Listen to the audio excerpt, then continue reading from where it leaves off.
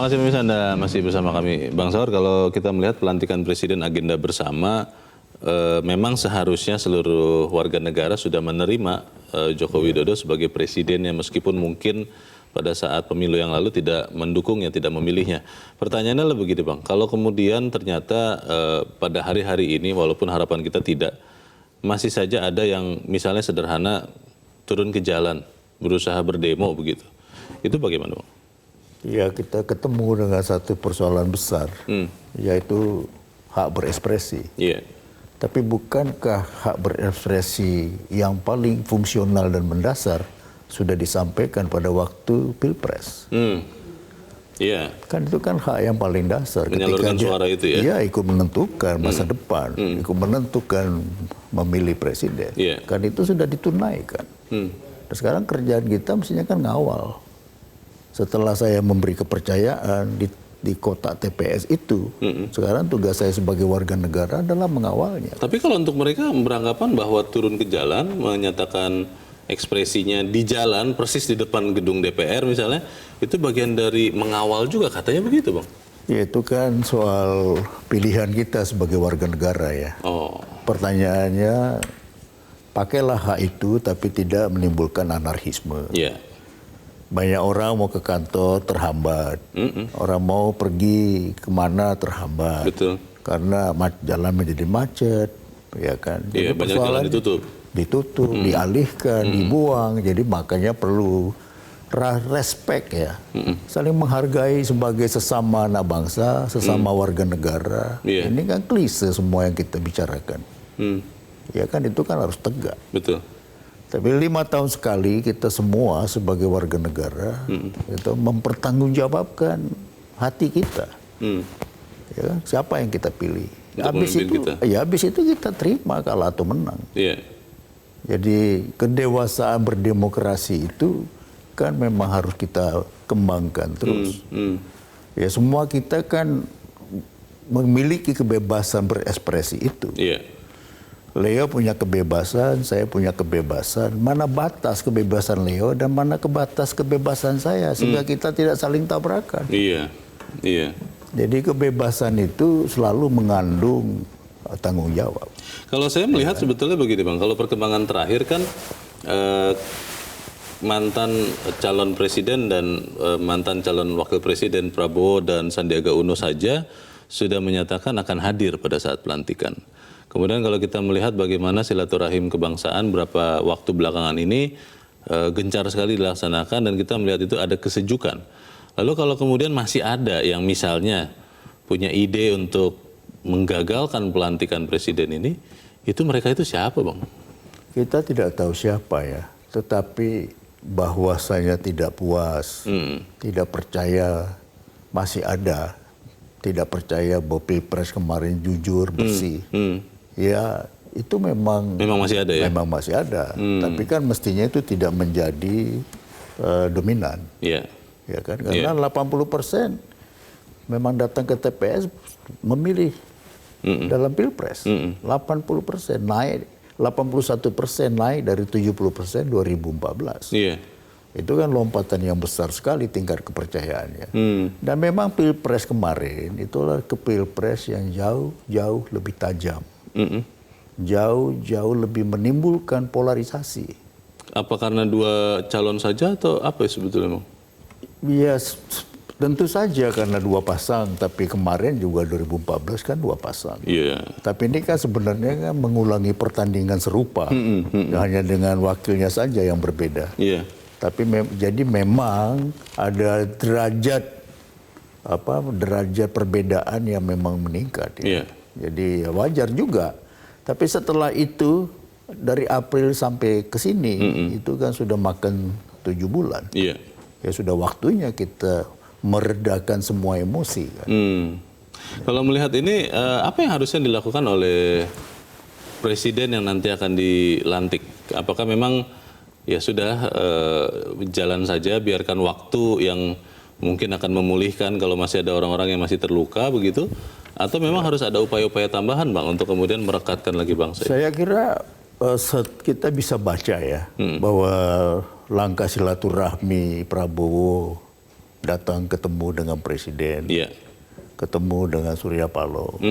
Ya, paling tidak itu kan mencerminkan di satu pihak bahwa mengakui itu hak prerogatif presiden, tapi di lain pihak tugas pemerintah antara lain itu adalah menciptakan moderasi. Itu salah satu tugas pemerintah. Yeah. Dia membuat moderat, bukan membuat ekstrim ke sana, ekstrim ke sini. Nah, itu yang sekarang kan dilakukan. Betul. Jadi memelihara terus polarisasi, engkau di sana, kami di sini, itu tidak baik juga buat bangsa ini. Tapi ini kan susah diterima. Iya. Kemarin kan kita berbeda. Iya. Ya toh, tiba-tiba ada partai yang kemarin mengusung Prabowo lalu Iya. masuk ke kabinet, buat Iya. apa pemilu? Iya.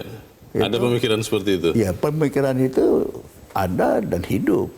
Ya, tapi kan tugas pemerintah, tugas negara itu bukan memelihara kamu di sana, saya di sini. Yeah. Bukan. Mari kita bersama. Tapi tetap harus dijaga bahwa semua masuk ke dalam kabinet itu juga bukan pilihan yang bagus. Ya, biarlah ada juga yang menjadi check and balance. Baik, kita nanti akan mendengarkan pendapat dari masyarakat, Bang Saur, tapi kita harus jeda dahulu dan pemirsa tetap bersama kami, Editorial Media Indonesia segera kembali. Terima kasih pemirsa Anda masih bersama kami, Bang Saur. Kita coba mendengarkan pendapat dari rakyat juga. Apakah mereka melihat bahwa pelantikan presiden ini benar-benar sudah menjadi agenda bersama? Kita sudah terhubung dengan pemirsa Metro TV di Curug Bengkulu, ada Pak Edward. Pak Edward, selamat pagi Pak. Selamat pagi Bung Leonard, selamat pagi Bung Saud. Selamat pagi Pak. Silakan Pak Edward. Pertama kita sangat berbahagia karena 2 hari lagi kita akan menyambut pemimpin baru yang memberikan rasa optimisme karena dari track record pemimpinan sebelumnya kita anggap berhasil walaupun dengan segala kekurangannya, tetapi Indonesia yang nggak berhasil dalam banyak hal.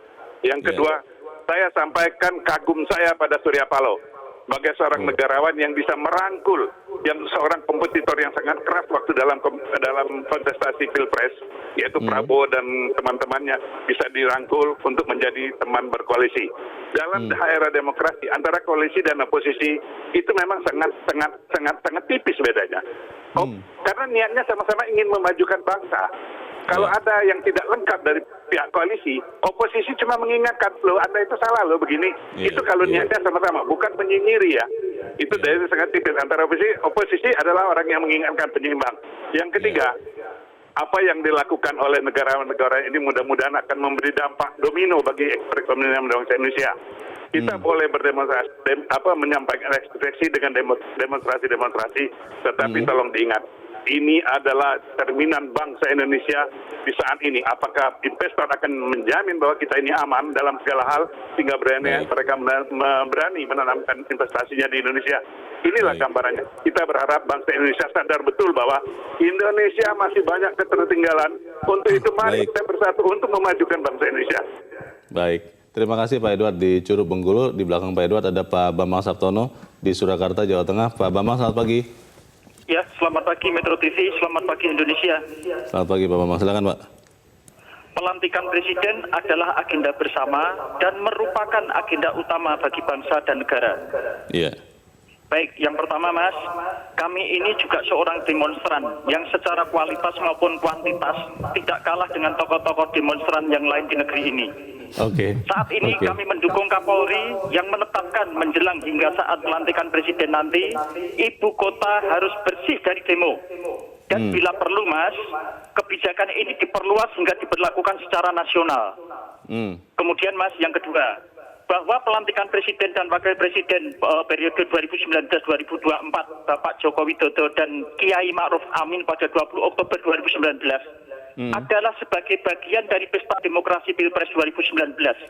Oleh karenanya, sudah selayaknya apabila seluruh rakyat Indonesia akan mengekspresikan sukacita dan akan memberikan rasa puji syukur atau doa kepada Tuhan Yang Maha Esa. Selain itu Mas, bahwa pelantikan presiden dan wakil presiden tersebut juga akan menjadi perhatian dari masyarakat dunia. Oleh karenanya sekali lagi, bahwa pelantikan presiden dan wakil presiden ini harus benar-benar bisa terselenggara dengan lancar, aman, khidmat, tertib, dan jauh dari gangguan dalam bentuk apapun. Kami memahami bahwa demo itu adalah hak dari warga negara. Baik, terima kasih Pak Bambang Saptono di Surakarta, Jawa Tengah untuk pendapat Anda. Di belakang Pak Bambang ada Pak Boy Lestari di Padang, Sumatera Barat. Pak Boy, selamat pagi Pak. Assalamualaikum warahmatullahi wabarakatuh. Waalaikumsalam warahmatullahi wabarakatuh. Silakan Pak Boy. Selamat pagi Pak Saur, Pak Leonard. Pagi Pak Boy. Selamat pagi Pak Boy, silakan Pak. Yang pertama sekali kita mendoa dan berdoa kepada Allah Subhanahu wa Ta'ala agar pelantikan Presiden dan Wakil Presiden ini berjalan dengan aman dan kondusif. Iya. Yang kedua, kami menghimbau kepada seluruh rakyat Republik Indonesia agar berdoa juga untuk mensukseskan pelantikan Presiden dan Wakil Presiden ini. Iya. Yang ketiga, kita menghimbau kepada seluruh mahasiswa dan organisasi-organisasi kemasyarakatan untuk tidak mengadakan kegiatan-kegiatan demonstrasi yang akan merusak pelantikan Presiden dan Wakil Presiden ini. Di atas nama Majelis Zikir Babu Salam Indonesia. Yang terakhir Pak Saur, Pak Leonard, Iya Pak. bahwa pelantikan Presiden dan Wakil Presiden ini bukan untuk kepentingan partai, bukan untuk kepentingan kelompok, bukan untuk kepentingan tertentu, tapi adalah untuk kepentingan bangsa, negara, dan rakyat Republik Indonesia. Assalamualaikum warahmatullahi wabarakatuh. Waalaikumsalam warahmatullahi wabarakatuh. Terima kasih Pak Boy Lestari di Padang, Sumatera Barat. Para pemirsa melihat bahwa memang ini adalah agenda bersama. Nah pertanyaannya begini Bang, apa yang harus dilakukan oleh kita semua sebagai warga negara untuk memastikan bahwa pelantikan presiden ini bisa berjalan dengan lancar? Karena juga benar beberapa pemirsa mengatakan saat ini kita sedang dipelototin nih sama seluruh dunia. Bagaimana Bang? Ya satu kan tadi dikatakan mereka bisa paham bahwa tidak boleh ada demo. Bahkan diminta diberlakukan secara nasional. Malah ya? Ya malah. Yang kedua, mari kita berdoa. Ya ini ketuhanan yang Maha Esa, Pancasila. Benar. Mari kita berdoa, minta. Ya, bersyukur. Tapi yang ketiga, tadi Pak Boy bilang dengan tegas, ini bukan urusan partai, bukan urusan kelompok. Tapi ini untuk semua bangsa dan negara, pelantikan presiden ini. Untuk kita semua? Untuk kita semua. Saya kira dengan tiga hal itu, ya kita bisa dengan bahagia pada tanggal 20. Iya. Ya. 20 Oktober ya? Iya, 20 Oktober ini. Perlu datang ke sana langsung rame-rame atau bagaimana Pak? Enggak, nonton saja Metro TV, siaran langsung. Iya, enak. Sambil bisa makan-makan kacang di rumah. Sambil dengan keluarga ya, karena itu kan hari Minggu, hari bersama keluarga. Iya, bisa pakai celana pendek. Iya kan? Untuk para pihak yang masih mungkin berpikir, tidak perlu dicegah-cegah, kami tetap mau melakukan unjuk rasa. Apa himbauan kita Bang? Ya patuhilah ketentuan. Kan izin tidak diberikan. Mari kita hormati diskresi dari Kapolri. Iya. Tentu dia punya pertimbangan-pertimbangan dan kita tadi pemirsa juga paham, bahkan mengapresiasi, yaitu bahwa tidak dikasih izin, ya dengan ya dilarang. Iya. Ya, jadi jangan ada demo. Jadi saya kira ini keberanian polisi yang mesti juga kita apresiasi. Iya. Iya. Buat apa sih ada anarkisme kan? Gitu.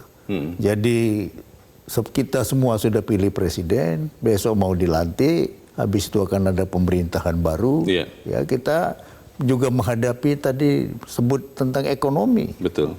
Ya, ekonomi dunia maupun ekonomi kita pun harus bisa diperbaiki. Banyak ketidakpastian di hadapan kita ini. Iya, Singapura mengoreksi pertumbuhan, ya, berbagai negara mengoreksi pertumbuhan menjadi lebih rendah. Iya. Iya.